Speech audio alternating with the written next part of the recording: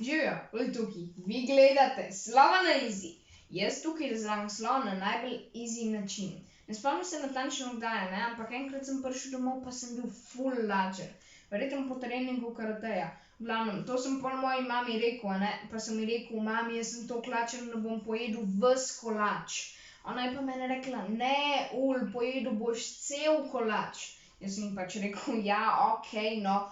Pol bom pa tudi zraven, bom pa še pojedel cel sladoled. Mi je pa pol rekla, ne, ves sladoled.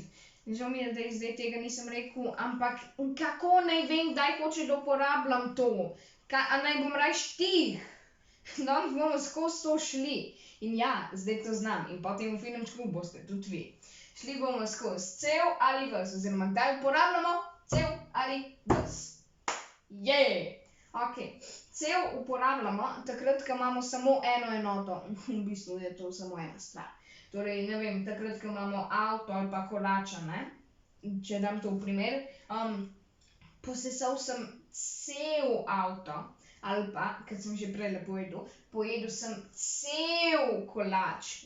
Jama. Imamo pa še ostale primere. Na primer, pojedel je cel kruh.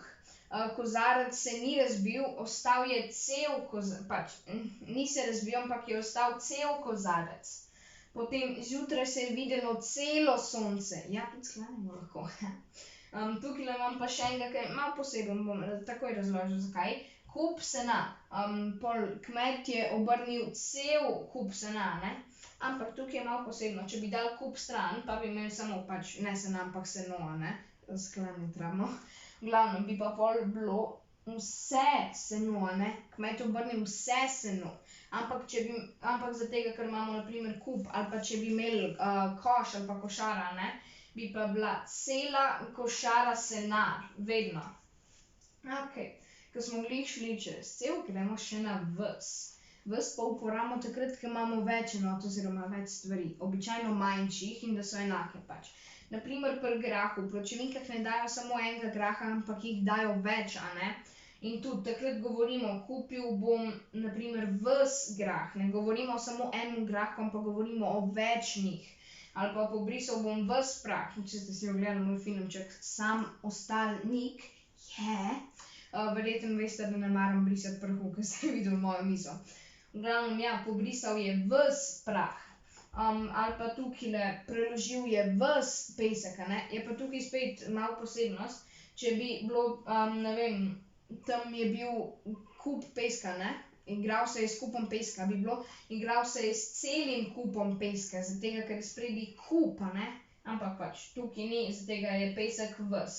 In še papir imamo. Za pisanje nalog je porabil ves papir, a ne. Zaradi tega, ker verjetno ni uporabil samo en list papirja, ampak več njih.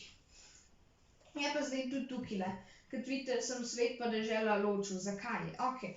Za ta dva lahko uporabimo ali cel ali pa ves. Na primer, obiskal je, obiskal je ves svet, a ne. Ali pa, lahko bi pa uporabili tudi, želel je objeti cel svet. Vidite, oboje lahko uporabimo. Ali pa dežela, prehodil je čez vso deželo, a ne. Ali pa pozna celo deželo. Oba dva lahko uporabimo, zato sta tudi tukajle gor. Evo, to je to. Grem samo še na hitrico. Cel je ena enota oziroma ena stvar, torej cel kolač. Ves je pa več enot, torej na primer prah ali pa tudi pesek ali pa grah pa tako naprej. Evo, to je to. Upam, da vam je bil ta filmček všeč. Če vam je bil, lepo prosim, se naročite. Spodaj bom dal gumb pa takole. Ja, če bi vam... Ja, jaz sem malo zdajle brez besed ostal. Ampak, če vam je bil ta filmček všeč, ga prosim lepo všečkite. Hvala vam. Lepo se imejte. Mogoče povejte prijatelju. Čau.